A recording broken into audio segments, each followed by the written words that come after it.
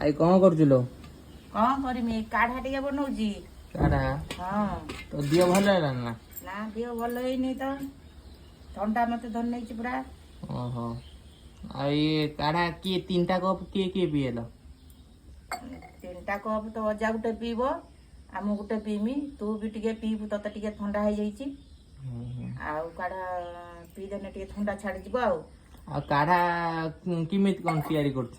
କଣ ତିଆରି କରିମି, ଏଇ ତୁଳସୀ ପତ୍ର ଆଉ ଗୋଲମରିଚ, ଅଦା, ତେଜପତ୍ର ଆଉ କଞ୍ଚା ହଳଦୀ ଆଉ ପକେଇକି ତାକୁ ଛେଚିକି ତା ରସ ବାହାର କରିକି କାଢା ବନଉଛି ଆଉ। ଏ ପିଇଲେ କଣ ହବ ଦିହ? ହଁ ଦିହ ଥଣ୍ଡା ଫଣ୍ଡା ସବୁ ଛାଡ଼ିଯିବ, ପେଟ ଗ୍ୟାସ୍ ରୋଗ ବି ଛାଡ଼ିଯିବ।